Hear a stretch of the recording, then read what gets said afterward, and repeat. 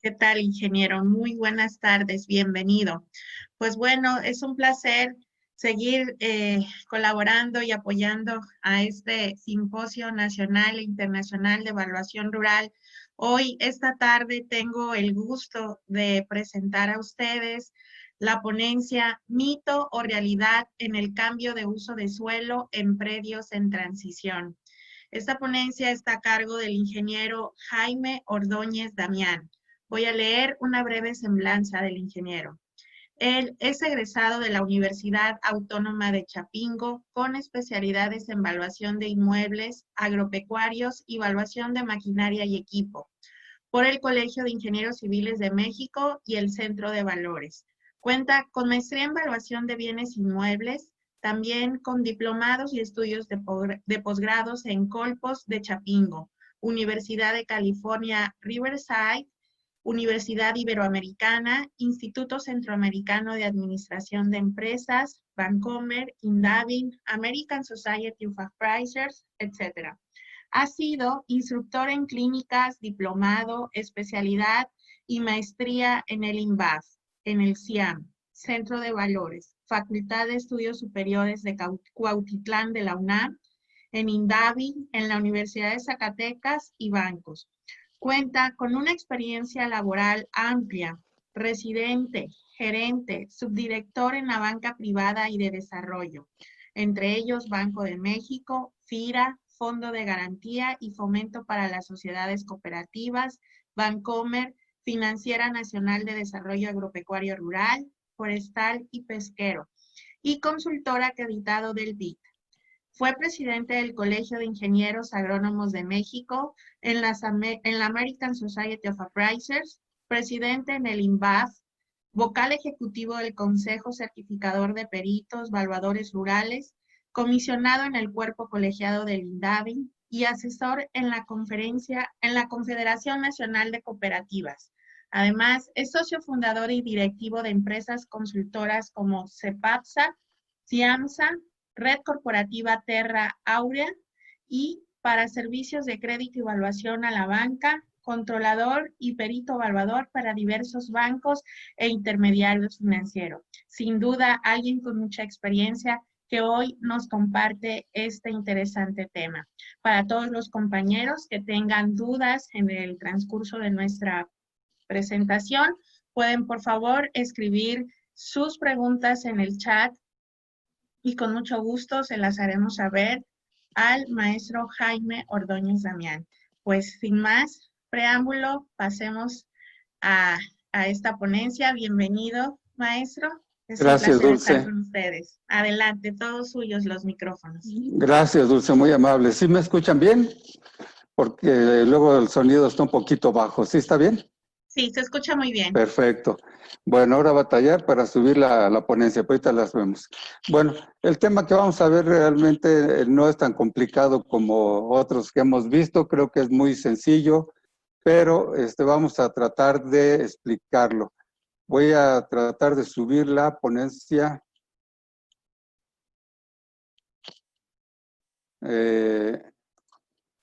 ¿Sí la ven? Sí, sí se ve. Solo sería cuestión de colocarla en presentación en amplia, completa. sí. A ver, ya le piqué. Ahí está. Listo. Adelante. Perfecto. Muy bien. Bueno, como nos dice la arquitecta Dulce, el tema que vamos a platicar más bien va a ser una charla, un intercambio de ideas. Es un tema muy simple, pero creo que sí es muy importante por la situación que yo he visto en la vida real, en la vida profesional, en relación a la evaluación de este tipo de predios en transición y que pues tienen la característica de un cambio de uso de suelo, que es el tema principal de este simposio. Bueno, el nombre, como ya lo dijo Dulce, es Mito o Realidad en el cambio de uso del suelo, específicamente para el caso de predios en transición. Bien, una idea de lo que vamos a platicar es algunas definiciones vamos a relacionar la manera de atender este tipo de predios aplicando el principio de mejor y mayor uso. Vamos a darle la importancia a identificar precisamente cuál es ese mayor y mejor uso, el uso potencial que se está tratando de dar para estos predios que van a cambiar, y la información que necesitamos para realmente hacer un buen proceso, hacer una buena evaluación de estos predios. Y cerrando con una pequeña conclusión. Bien, ya se ha platicado mucho de esto, nada más mencionando algunas de las definiciones. El INDAVI pues, menciona que son predios que están cambiando de uso de suelo, de rural a urbano, motivado por presiones de crecimiento poblacional, baja rentabilidad de la tierra rural, mediante un proceso legal de autorización y que cuentan al menos con un servicio público. El INVAF nos dice que son predios que tienen un uso actual o potencial diferente a las actividades agropecuarias y puede cambiar a otro como turístico, campestre, etcétera, y que estos cambios van a provocar un incremento en el valor. La American Institute of Real Estate Appraisers nos dice que son propiedades que tienen valores dependiendo principalmente de fuerzas externas a la propiedad y que estas pueden también cambiar obviamente su uso, pero también su valor en un amplio rango de motivaciones. Bien, hay mucho más. Obviamente, lo importante que yo quiero hacer resaltar es en todas las definiciones, las que mostramos y otras que pudiesen existir o que hay, es que el común denominador es que hay un cambio de uso de suelo, de la actividad agropecuaria va a tener alguna otra, como puede ser vivienda, campestre, industrial, etcétera, ¿sí? Bien. ¿Qué es lo que sucede con este tipo de predios? Ya también se ha comentado en ponencias anteriores, está modificándose su uso de suelo, pero lo importante es que potencialmente es factible su modificación, ¿sí? Es factible esa modificación, perdón, uy, por estarle moviendo aquí. Ahí está otra vez. Es factible su modificación y esa modificación va de un piso a un techo. ¿Cuál es ese piso? El que tiene sin que nosotros contemplemos ese uso potencial y vamos a pensar en este caso el agropecuario, está sembrando, se tiene ganado, etcétera. Es un uso agrícola o ganadera o está sin uso, pero su uso actual puede ser de ese tipo. Y el techo es en el que puede adquirir ya ese valor mucho mayor cuando se cumpla ese uso potencial. Eso, ahí es donde está lo importante. Ese cambio de nuevo uso de suelo, ese uso potencial, es el key del asunto para la evaluación de estos predios. ¿Por qué? Porque tenemos que ver que tengan o no fundamento los factores que se están argumentando para ese cambio de uso de suelo. Y obviamente puede haber o puede no haber fundamento para eso. Muchas de estas veces está simplemente especulándose. Este es uno de los riesgos que ocurren en estas evaluaciones. Bien, yo he equiparado muchas veces la evaluación de estos predios con una resbaladilla, pero una resbaladilla de esas que usan ahora los muchachos, muy grande y de una caída vertiginosa muy fuerte, ¿no? En términos así esquemáticos, podríamos pensar que dentro de la ciudad, en la parte ya urbanizada, por ejemplo, suponiendo ese cambio de uso de suelo, pues tenemos ya predios con los servicios, etcétera, que ya tienen ese uso potencial y no yéndonos tan alto, podemos pensar en valores hasta de 1,000 pesos o muchísimo más, ¿verdad? En las periferias de 1,000 pesos por metro cuadrado, pero si nos salimos de ahí, pues ya nos vamos a predios rústicos que se están dedicando a actividades agropecuarias y que tienen valores del orden de 100,000 pesos, 50,000 pesos por hectárea, o sea, 10 pesos por metro cuadrado. Esto equivale a 10, 100 veces, a veces hasta 1,000 veces el valor de un uso potencial contra el uso actual. Esa es la gran resbaladilla a la cual nos podemos presentar, a veces no tan dramática, pero muchas veces sí de este orden de diferencia de niveles. Bien, entonces, ¿qué es lo que debemos nosotros visualizar? Primero, ¿qué es un mito? Ahí es donde empiezan nuestras dudas, ¿no? Bueno, de acuerdo a la Real Academia Española, un mito es una historia imaginaria que altera las verdades, las verdaderas cualidades de una persona o cosa, en este caso puede ser un predio, y les da más valor de las que tienen en realidad, ¿sí? O también cualidades, características o excelencias que carecen de fundamento o que son deliberadamente falsas. He ahí el quid de la situación que yo quiero hacer notar, ¿verdad? ¿Cuándo puede ser un mito y cuándo puede ser una realidad? Y el otro factor que interviene mucho en esto es la ética, la moralidad, la honestidad, la responsabilidad. Obviamente nosotros como gremio, nosotros en lo particular como peritos, debemos siempre actuar, y creo yo que prácticamente todos lo hacemos así, con un gran sentido de la ética, lealtad y responsabilidad.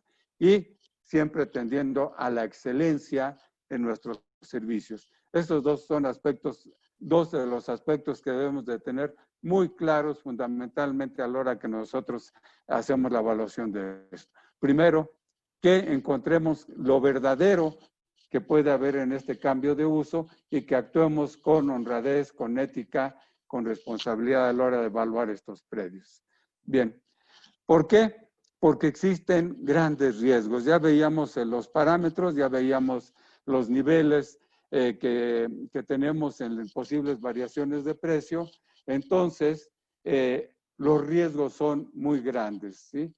Entonces, estos riesgos nos pueden llevar a grandes diferencias de valores o de conclusiones que podemos tener en nuestra conclusión en el avalúo. Entonces, hay que diferenciar muy bien y muy claramente la realidad contra el mito, lo que es un sueño y lo que es una realidad de lo que nos están planteando en un proyecto.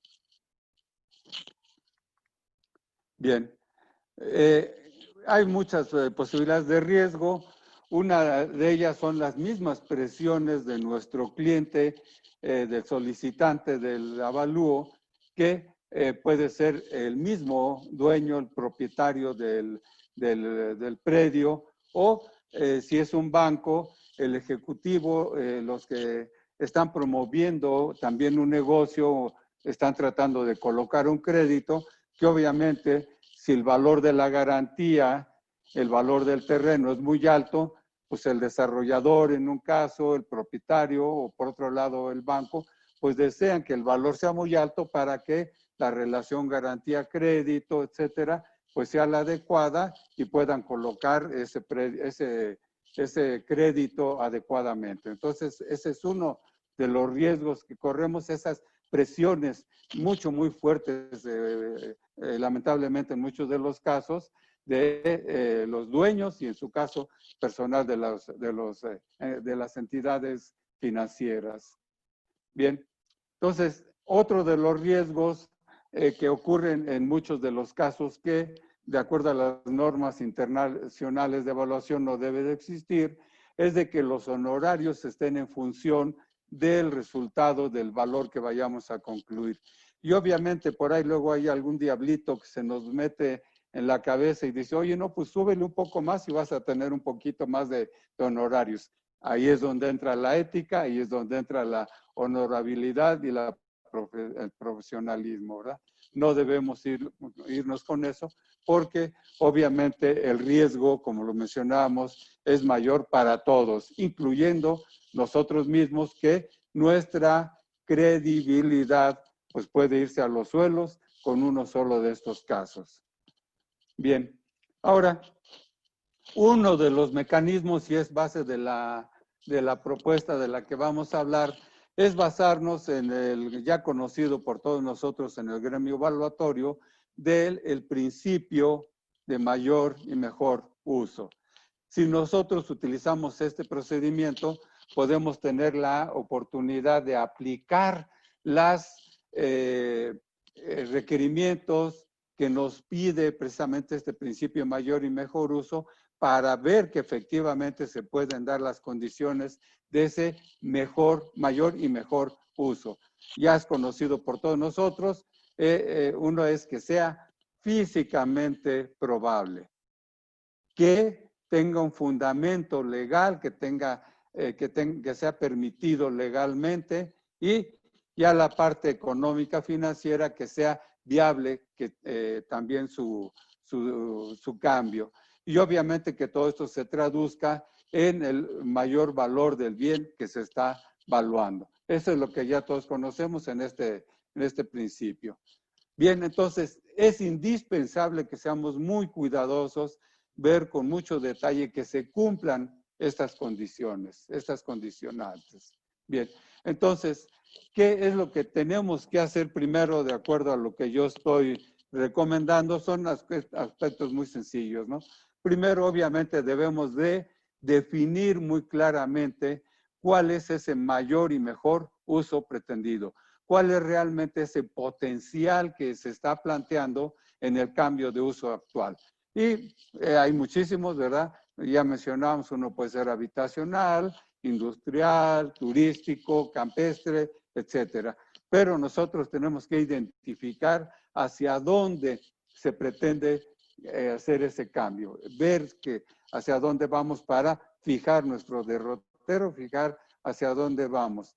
Y en base a eso, identificar, ahora sí que ya que sé hacia dónde se pretende llegar, identificar los nuevos factores que influyen en el valor del predio con ese cambio de uso que se está manifestando. ¿Qué nuevos factores influyen en ese uso? ¿Sí? Bien, para eso, pues obviamente necesito yo información para aplicar este mayor y mejor uso. Y ese es uno de los aspectos que luego muchas veces obviamos. Bien. Entonces, ¿cómo lo vamos a aplicar? Bueno, ya es muy común que luego muchos compañeros me digan, no, pues es que yo siempre lo hago. Yo siempre busco la aplicación del principio mayor y mejor uso, siempre lo aplico. Yo no me pierdo eso porque inclusive en los formatos del INDABIN al principio viene la justificación de ese principio de mayor y mejor uso y le echo ahí un rollito, ¿sí?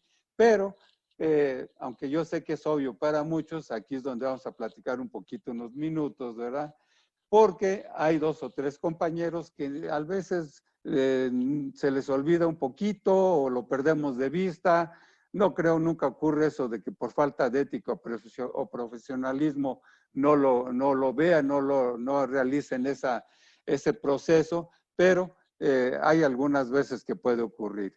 Uno de ellos muy común que yo he identificado es que, por ejemplo, nosotros utilicemos porque el banco, los bancos o las instituciones financieras que nos piden o cualquier otra dependencia que nos pide realizar un avalúo de este predio de transición, pues nos dan un formato, entre comillas, de tipo agropecuario y ese formato trae larga información acerca de la pedregosidad del terreno, del pH, de cuántas semillas de maíz tenemos que utilizar para la siembra, que si hay procampo o proagro que se llama ahora, etcétera, o si es ganadero, cuál es el índice de ganadero, etcétera. Y yo tengo que meter mucha información de este tipo para analizar el avalúo, el valor de este predio en transición. Esa es una de las cosas que luego se presentan con frecuencia.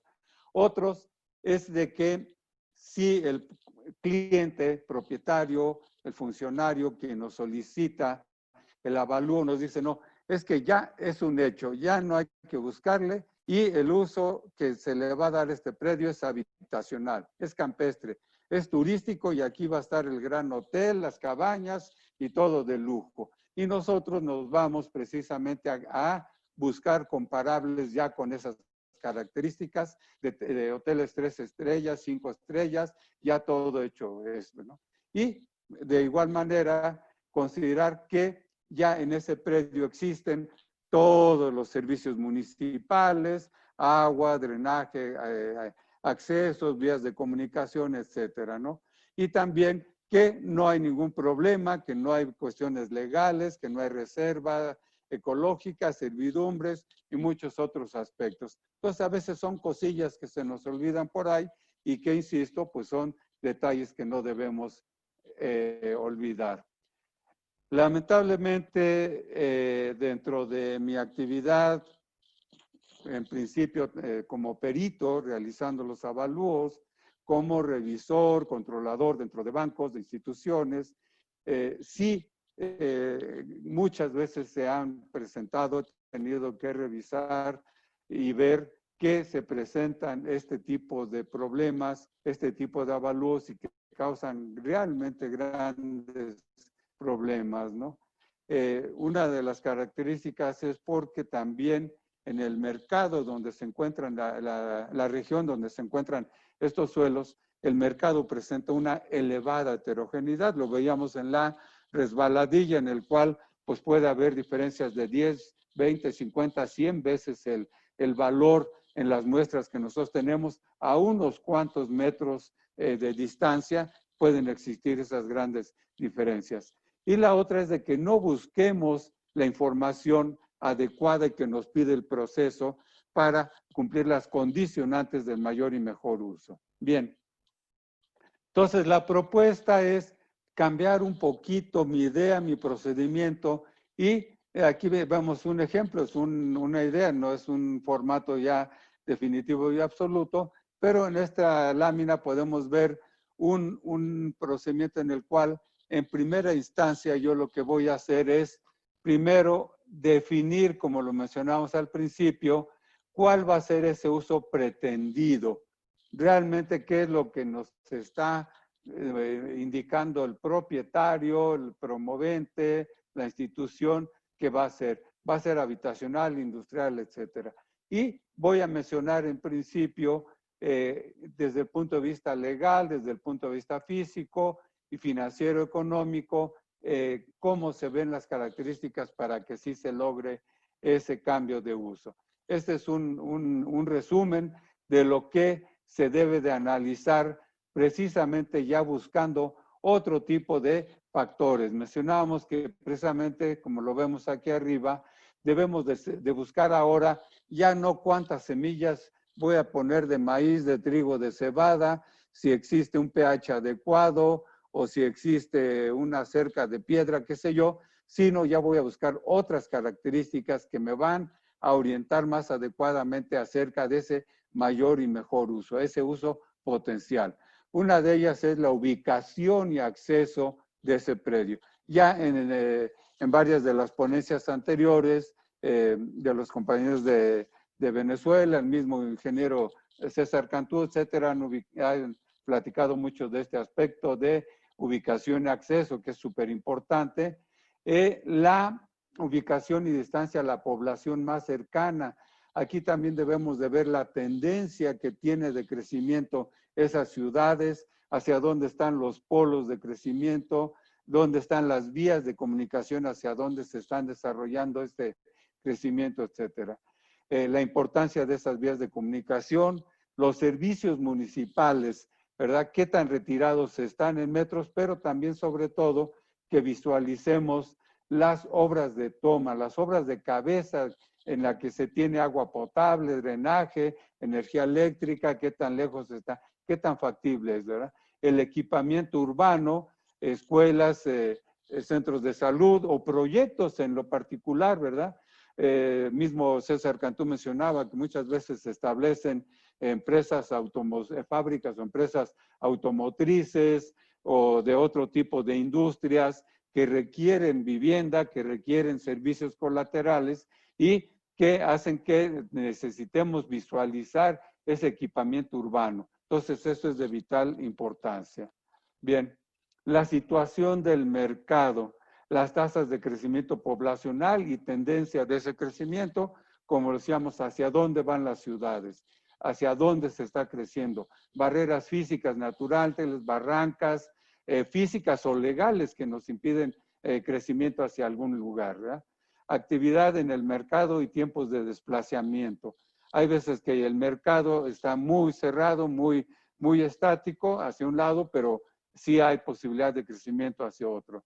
Índice de saturación de la zona y densidad de población. En Michoacán, Aguascalientes, Zacatecas, Jalisco, sabemos por las cuestiones de migración, pues muchas veces no hay crecimiento de las poblaciones, por el contrario, hay decrecimiento. ¿Por qué? Porque los compañeros, los paisanos, pues se van a buscar mejores rumbos a otros lados del extranjero, ¿no? Entonces, hay que ver ese índice de crecimiento de la población. ¿Qué tanto ya se van haciendo fracciones, se va de una manera de hecho, de derecho, fraccionando esos terrenos? Es una de las cosas que también nos dan muestra cómo va avanzando ya ese aspecto, insisto, de hecho, de derecho, en cuanto a la tendencia a cambiar de uso de suelo. Y cómo anda la oferta y la demanda. El mercado siempre nos va a decir la realidad, entonces nosotros tenemos que andar muy listos, muy abusados, a ver cómo anda la oferta y la demanda. Podemos ver muchas ofertas, pero que aunque se ofrezcan muchos casos, muy altos o bajos, lo que sea, no hay demanda, pues es que nada más son especulaciones, ¿no? Y alrededor, ¿qué se está desarrollando? Si nosotros estamos viendo que hay vivienda de tipo social o ya hay aspectos industriales, aspectos de turismo, bueno, ya estamos viendo que si esa tendencia a esos aspectos, pues pueden ser apropiados, pueden ser factibles. Bien, la parte económica social, ¿qué tanto tengo que invertir o el solicitante para hacer inversiones para que realmente haya ese cambio de uso de suelo, ¿verdad? Si el mismo solicitante tiene que meter vías de comunicación, tiene que meter agua potable, drenaje, etcétera, pues son mucho más las inversiones que se requieren de realizar para decir efectivamente ya vamos a tener ese cambio de uso de suelo, ¿verdad? Que es muy diferente a que si ya están al pie o están a unos cuantos metros, esas obras de cabeza ya es mucho más factible, ¿no? La factibilidad económica del proyecto, ahí es donde entra la cuestión relación beneficio, beneficio-costo del proyecto, para ver que no nada más son, como se dice luego, proyectos de pura lengua, de puro papel, en el cual pues se hace un castillito de naipes en el aire, ¿no? Bien. Aspectos legales y normativos, también ya se ha mencionado mucho en las ponencias anteriores, que, por ejemplo, uno de los casos más específicos es los usos de suelo que se emiten a nivel municipio, a nivel ayuntamiento. Esos aspectos legales son básicos, ¿verdad? En forma paralela a lo que veíamos ya de la infraestructura. El uso de suelo autorizado, valor catastral que existe ya actualmente, muchas veces ya se prevé por la propia tesorería, catastro ya ese cambio actual o potencial en el uso de suelo. Y la consistencia del nuevo uso de suelo con los planes de desarrollo, el plan parcial de desarrollo urbano, los planes de desarrollo, ¿qué consistencia hay? Si vamos alineados con la política del gobierno, con la política estatal o municipal, acerca de qué se quiere hacer con el uso de suelo a nivel local o regional. Y servidumbres y restricciones. Hay aspectos ya muy específicos de servidumbres y restricciones que, aunque se quiera hacer algo que haya algunas condiciones muy favorables, ya la servidumbre o algunas restricciones en lo particular nos pueden evitar ese cambio de uso de suelo. Bien. El acceso, ya lo mencionamos, es un aspecto bien importante. Las vías de comunicación que ya existen, calles o avenidas, libramientos, etcétera. La topografía misma, condiciones físicas del suelo. Si queremos vivienda, etcétera, en general, obviamente, requerimos suelos planos, buena estructura para fines de cimentación y tal vez para aspectos turísticos, un relieve con vista hacia la playa, vista panorámica, pues puede ser esa topografía muy favorable si está uno viendo hacia la parte de la playa, si no, pues ya es un punto desfavorable, ¿no?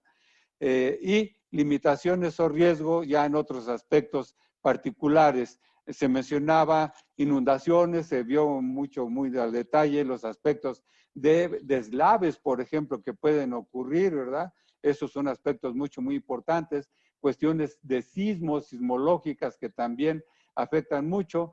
Aquí en la Ciudad de México es un aspecto mucho importante estar en zonas donde puedan existir más riesgos o mayores daños en cuestión de sismos. Bien, entonces ya lo comentamos y vamos a enfatizarlo más. Lo indispensable es tener información. La información es vital para poder hacer un buen análisis, ¿sí? Bien, entonces, como decíamos ya, una vez identificado el mayor y mejor uso, ese uso potencial, hay que solicitar y, en su caso, nosotros solicitar esa información. Y con eso buscar ahora nuevamente los factores que influyen en ese cambio de uso de suelo, ¿sí? Entonces, mucha información, mucho análisis. En vías de acceso, en comunicación, etcétera. Ya vemos aquí algunas ideas de lo que es necesario. La disponibilidad de agua y drenaje, existen ya obras de toma, buen sistema de drenaje de agua potable, alcantarillado, etcétera, ¿no? En el aspecto de que si es físicamente posible, pues una de las cuestiones es el tipo de suelos, los estudios de mecánica de suelos para establecer un edificio, pues un lugar para una industria, pues son muy importantes. Entonces, tener, por ejemplo, un estudio de mecánica de suelos, ya lo veíamos, inundaciones, deslaves, pues eso es importante. Y la topografía, muchas veces nos presentan, oye, pues sí quiero hacer aquí una unidad habitacional, pero topográficamente sí vemos que hay lugares muy accesibles, pero también hay relieves en los cuales no va a ser posible realizar eso, y entonces pues hay que descontar esas superficies que no va a ser factible realizar ese proyecto totalmente, ¿no? Hay aspectos muy curiosos que a veces de pronto de entrada se nos ven muy sencillos. Aquí vemos un caso, ay, perdón, otra vez ya se me movió, en un lugar X, bueno, ese por el lado de Querétaro, en el cual vemos ya estas manchas urbanas, vemos vías de comunicación, fíjense ustedes, está, pero sí totalmente lleno de vías de comunicación, está bastante factible.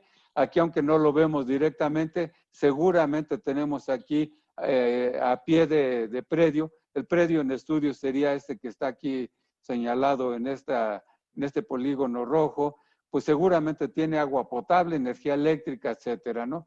Y el proyecto que nos presentan para ese cambio de uso o ese mayor y mejor uso es el establecimiento de una escuela. Bien. Sin embargo, hablando de físicamente posible, que también tiene sus implicaciones legales, lo importante es estar sobre terreno. Y que nos fijamos que efectivamente se ve muy bien, pero aquí tenemos una subestación muy fuerte, muy grande, muy importante, en la cual, como ven ustedes, hay torres de alta, baja y media tensión que precisamente llevan hacia una parte industrial. Esta es una zona industrial y aquí es el camino hacia esos lugares que se va a establecer esas unidades industriales, etcétera.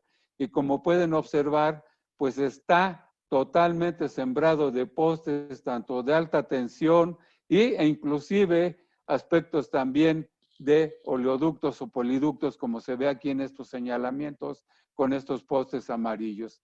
Entonces, como ven, ese uso potencial que se pretende aquí, porque hubo esta donación por parte del Estado para que en esta zona se establezca una escuela, pues ustedes verán que aquí físicamente, pues eso ya lo vemos imposible. Y al verlo físicamente tiene su implicación también desde el punto de vista legal, porque como ya lo veíamos en ponencias anteriores, pues ya abajo de redes de eléctricas o torres eléctricas, pues no se pueden hacer este tipo de construcciones y menos de escuelas, ¿no? Bien, entonces, eso es por el lado del análisis físico, es muy rápido, pero la idea es nada más tener una idea de algunos conceptos. legalmente, pues las concesiones del agua, el régimen de condominio, permisos de construcción,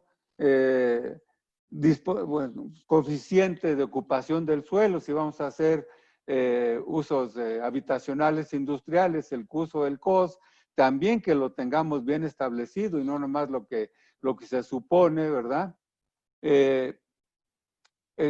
Hay que echarnos un clavado para ver el plan parcial de desarrollo, el mejoramiento urbano. Si estamos pegados a una costa, hay que ver la zona costera hasta donde llega, ver si es permitido. Por ejemplo, aquí vemos en este caso, ustedes recordarán por allá una de las opciones del aeropuerto en el estado de Hidalgo, en Tizayuca, pues se quiso hacer, pero no era permitido ningún otro uso que no fuera agropecuario. Y ese fue un aspecto legal muy fuerte, muy importante que desechó la opción del aeropuerto en Tizayuca, ¿no? Entonces, ese es uno de los aspectos que hay que tener muy claros, ¿no? La cuestión legal, en la cuestión legal.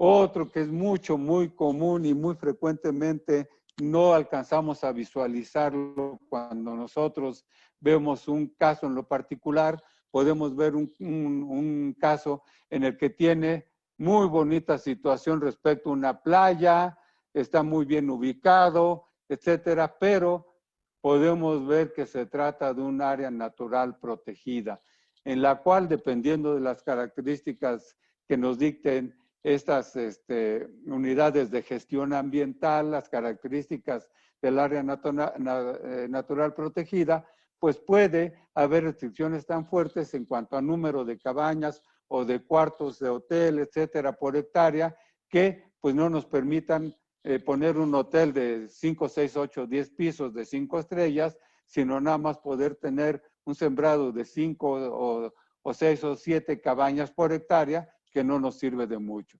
Entonces, tener ese programa de ordenamiento ecológico específico es de vital importancia, ¿sí?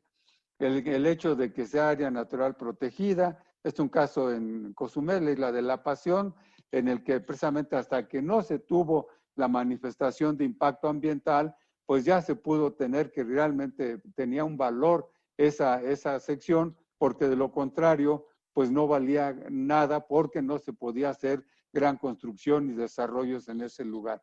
Ya que se tuvo autorizado el proyecto de la manifestación de impacto ambiental con todas las condicionantes que nos ponen, de desalinizadoras, de tener tratamiento de aguas, del tipo de energía eléctrica que vamos a utilizar, el tipo de cabañas, el tipo de construcción, tener el uso de materiales de la región que combinen con el medio ambiente que tenemos, etcétera, ¿no? Bien, por otro lado, servidumbres. Bueno, unas servidumbres son derechos reales que afectan precisamente el valor de los bienes. Entonces, esos derechos reales pueden afectar definitivamente al valor de un predio dependiendo de la servidumbre que tengamos. ¿Como cuáles pueden ser? Bueno, una de ellas, que ya lo mencionamos ahorita, es la manifestación de impacto ambiental, ¿verdad? En áreas forestales, selvas y zonas áridas, para parques industriales, para desarrollos inmobiliarios y obras de actividades. Por ejemplo, en humedales, eso es bien importante porque no se pueden hacer prácticamente muchas, salvo ecoturismo, muchas veces caza limitada, observación de las aves, etcétera. O sea, actividades de muy bajo impacto desde el punto de vista económico. Bien, entonces decíamos la importancia de la manifestación de impacto ambiental.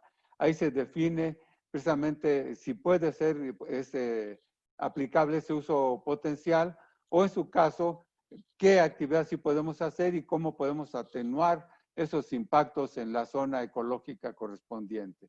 Bien, hay muchísimas leyes, normas que debemos de ir visualizando porque no solamente es una, hay que ver el aspecto de la Semarnat, de la Profepa, de la Ley del Equilibrio Ecológico y Protección del Ambiente, etcétera, para poder realmente identificar dónde puede haber afectaciones para que podamos realmente lograr ese uso potencial, ese mayor y mejor uso. Bien, aquí hay una categorización de esas áreas naturales protegidas, federales, estatales, municipales. Debemos de buscar esos planos, esos mapas, a ver dónde están y qué condicionantes tienes, etcétera, ¿no? Bien, estos son casos muy específicos, ¿verdad? En los cuales ya son áreas muy, muy claras. Aquí se ven un caso en Jalapa y otro en Toluca, que está muy parecido, en el que la parte ya de la copa del cerro está muy limitada como recurso de área protegida, etcétera. Y ya hay áreas ecoturísticas en muchos lugares, ¿verdad? No solamente en el Caribe, en zonas así más tropicales o turísticas, sino simplemente también en áreas desérticas hay muchas condicionantes para su aprovechamiento. Bien, hablando de servidumbres, ya habíamos mencionado algunos de los casos, ¿verdad? La cuestión de torres de alta tensión, energía eléctrica por Comisión Federal de Electricidad, carreteras, ya sea federales, estatales, poliductos o líneas de gasoductos por parte de Pemex, Energía, etcétera. Entonces, hay muchos aspectos que eso pues ya se ha comentado a lo largo, es uno de los motivos precisamente del simposio, ver la influencia, la importancia de estos derechos de vía, de esas servidumbres de paso o derechos de vía que afectan notablemente el valor del suelo. Bueno, aquí se menciona lo que son los derechos de propiedad, los derechos de vía, la servidumbre legal de paso, hay que considerarla.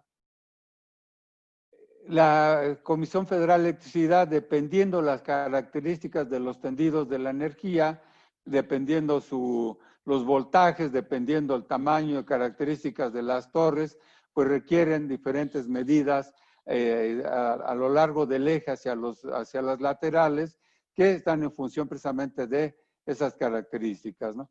Por ejemplo, una de las cuestiones que nos indican, ya se mencionó en pláticas anteriores, que no deben existir obstáculos ni construcciones de ninguna naturaleza bajo estas líneas, ¿verdad?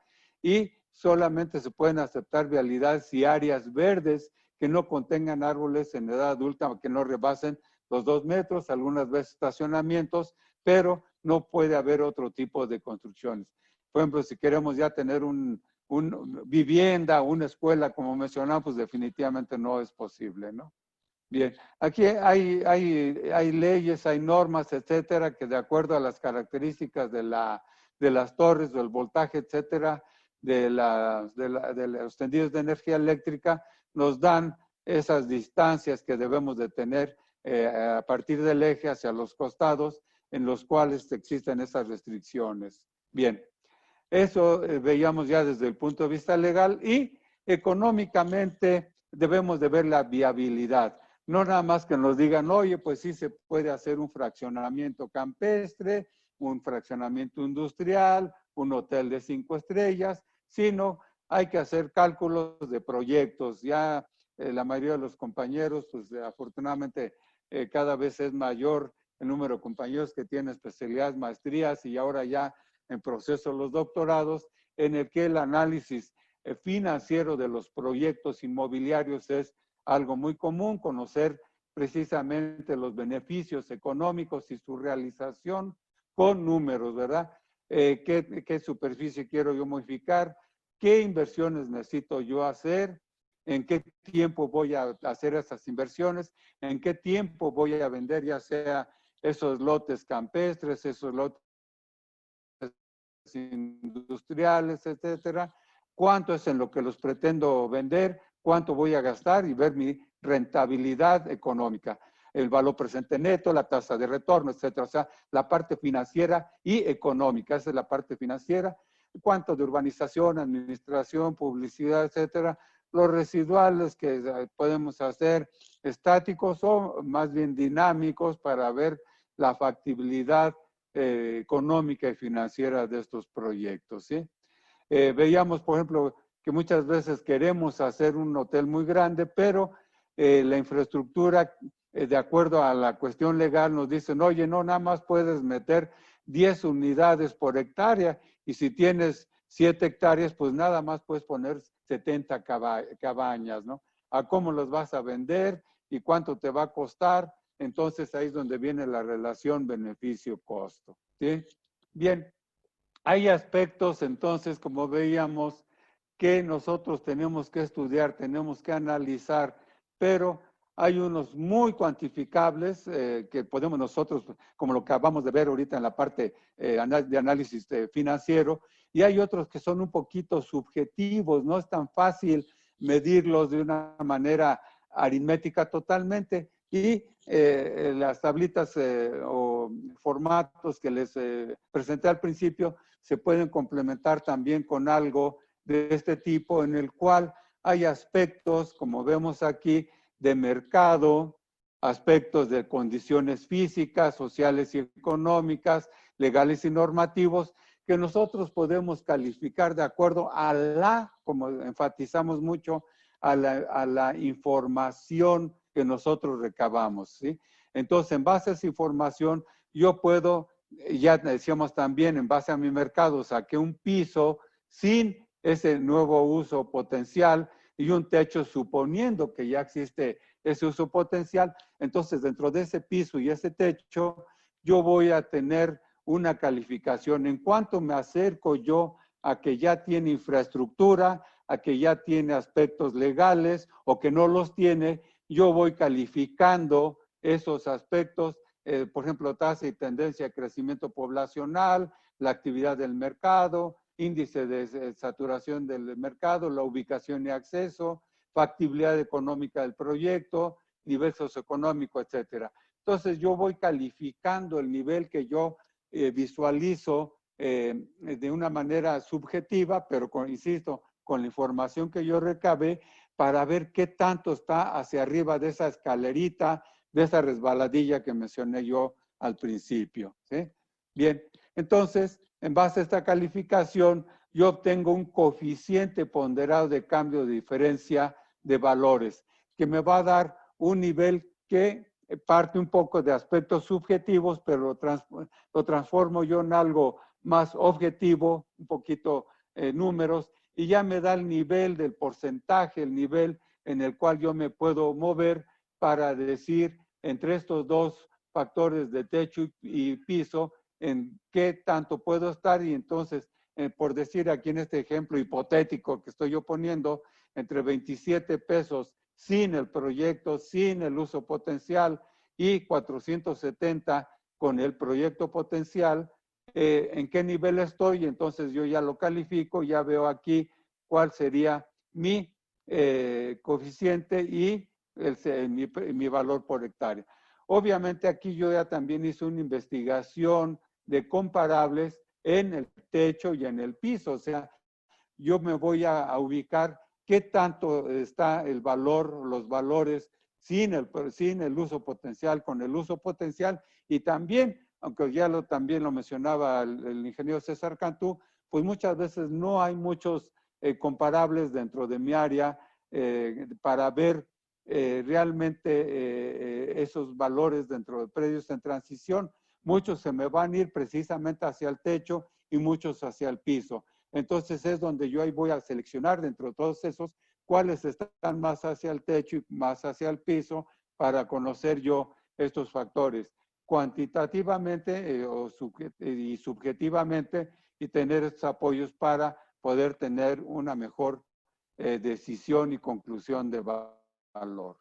Bien, entonces, pues ya para ir cerrando la plática, la conversación, mi conclusión es de que debemos de tener mucha información y el proceso de información.